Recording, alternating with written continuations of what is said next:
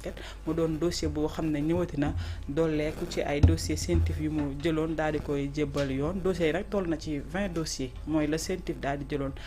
teg ko ci loxoy justice beneen bi nga xamante ne moo ñëw nag engorgé li nga xam ne moo di ay milliards yu bare dinañ ci waxtaan bu baax a baax alors ñu tàmbalee ko ci li nga xamante ne moo di audition bu Tabaski Ngom bi nga xam ne def na ko démb professeur alors ñu ngi xamal ni démb ba ñu defee li nga xam ne moo di audition bi ci kaw ki nga xam ne moo di Tabaski Ngom donte que Moustapha Diop ba tey ñu ngi xaar lan moo ciy doon responsabilité ndax déggaguñu benn yoon woo ko pour yow lan moo tax yoon woowu ko ba tey te ba ñu dégloo Tabaski Ngom dañu soxla ki nga xamante ne moo di Mamad Ba mi nga xamante ne joxe woon na xaalis bi ñu ko doon toppee bu toll ci 90 millions mais terewul tey aussi war na dem jàkkaarloo waa police judiciaire financière. waaw donc jërëjëf Thioro donc concernant affaire bi opposé Tabaski Ngom ak ki nga xam ne mooy Moustapha Diop c'est vrai que Tabaski Ngom boobu léegi mi ngi si téye ndéguniku donc si par rapport ak détournement boobu ñuy wax ou bien présumé détournement boo xam ne nii donc jëloon na ko si keesu état bi jox ko ki nga xam ne ni mooy Moustapha Diop donc Moustapha Diop boobu léegi lu tax mënuñu ko déglu si dossier bi maanaam immunité bi nga xam ne nii moom la am en tant que ministre donc levé nañ immunité parlementaire bi donc comment dire tout récemment les députés sont réunis autant pour moi donc pour réfléchir sur la mise en accusation bi pour que nga mën a xam ne au moins kiiraay boobu dañ ko dindi donc comme Tabaski Ngom woo nañ ko donc war a def une audition sur le fond du dossier donc c'est tout à fait normal aussi buñ ko déglu ba pare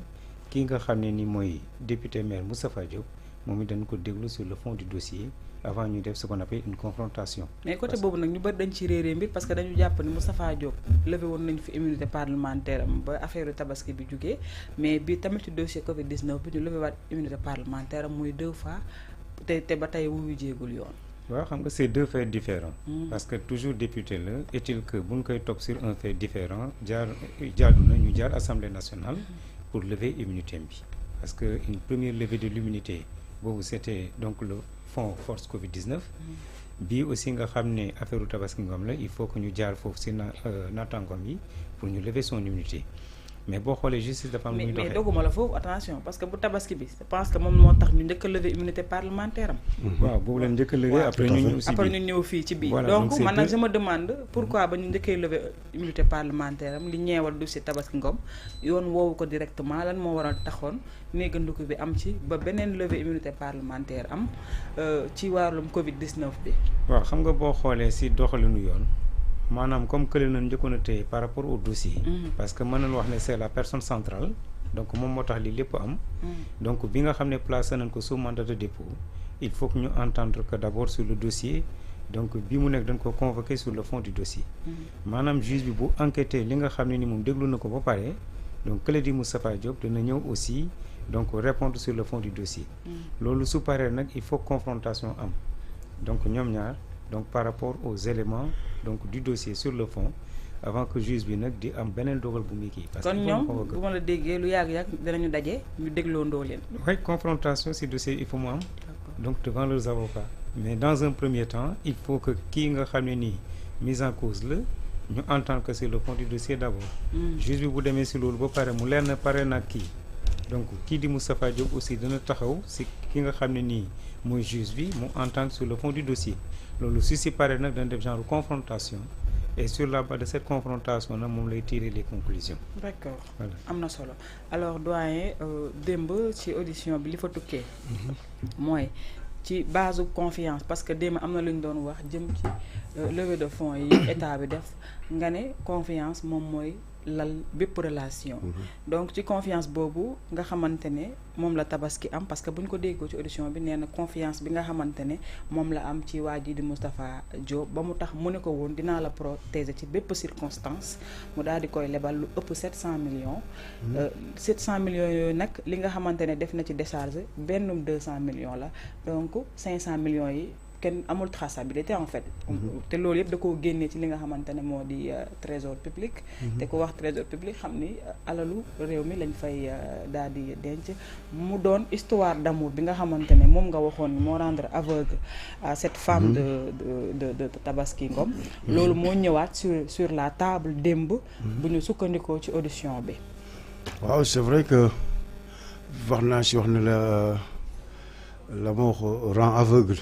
et ñu jëkk ne lu doy waar la xam nga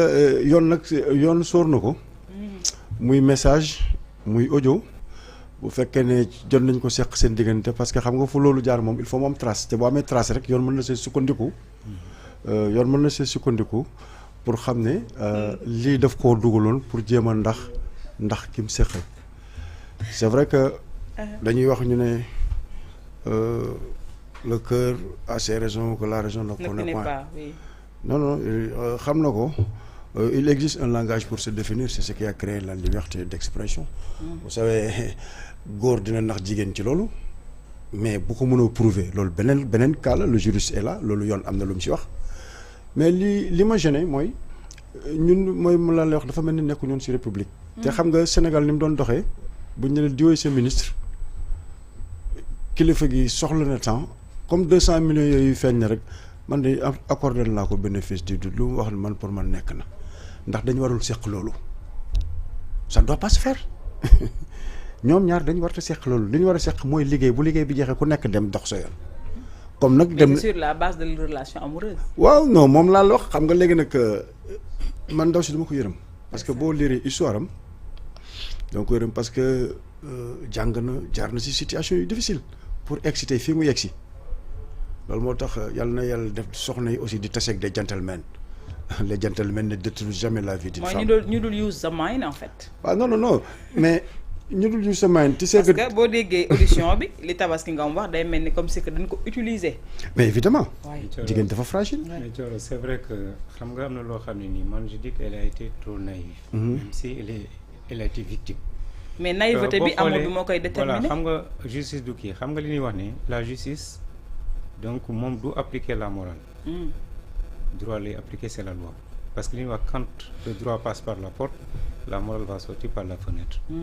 relation de travail dafa am. comme si la politique entre dans le prétoire. voilà la justice. va sortir donc man damay analyser sur ce cas d'espèce. sur ce cas d'espèce. d'accord li ko dal métti na en tant que jigéen koo xam ne ni am nga parcours. ñu ñëw banal affaire nga dugg si ni comme ça en prison.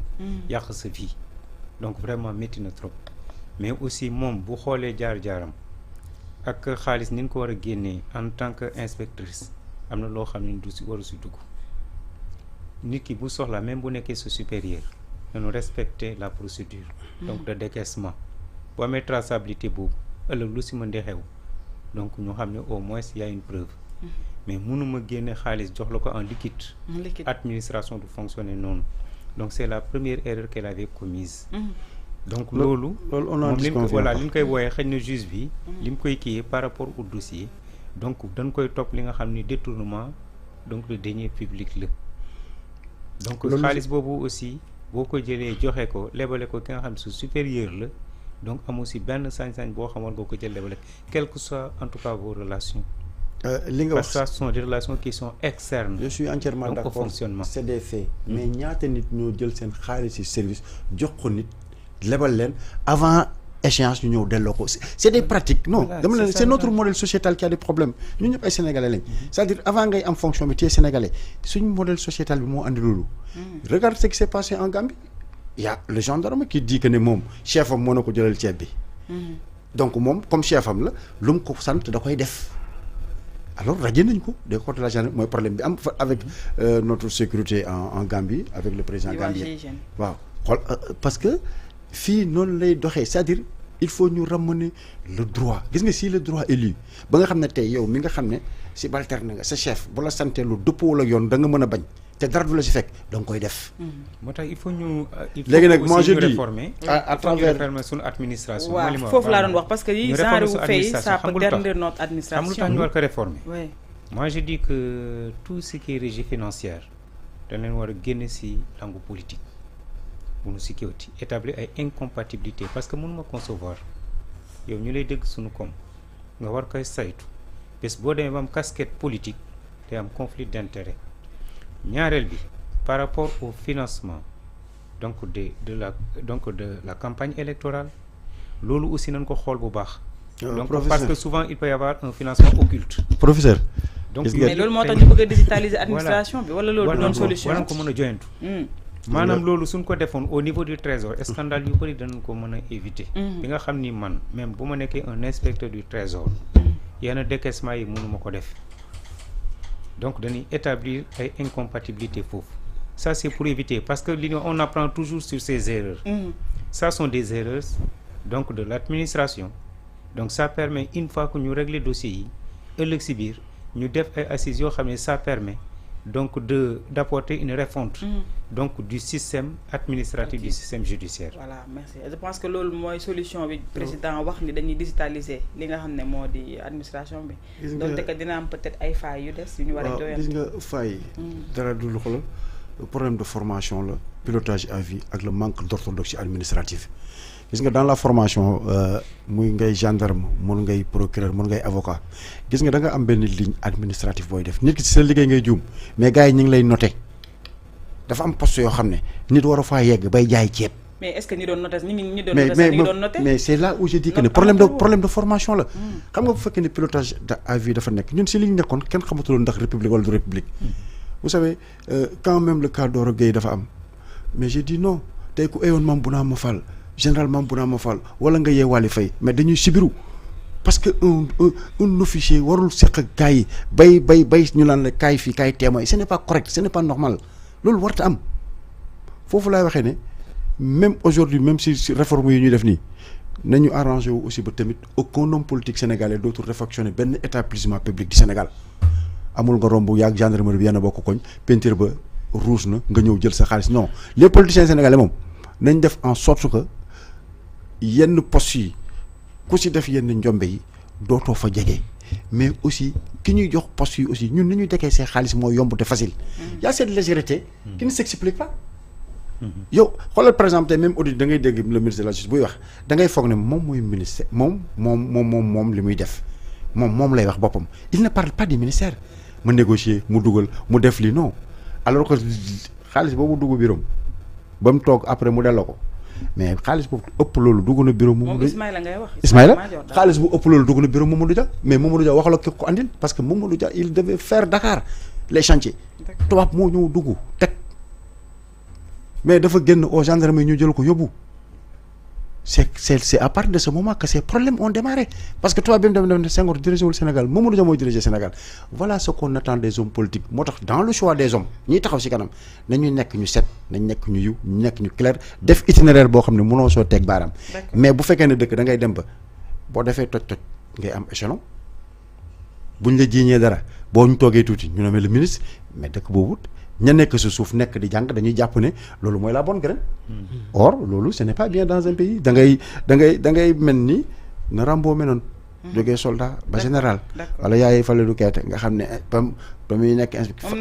maam Nafi Ngom dafa jaar ci itinéraire bu am solo bu dëgër taxaw wane moralité war a intégrité loolu lañ soxla dans les agents de l'administration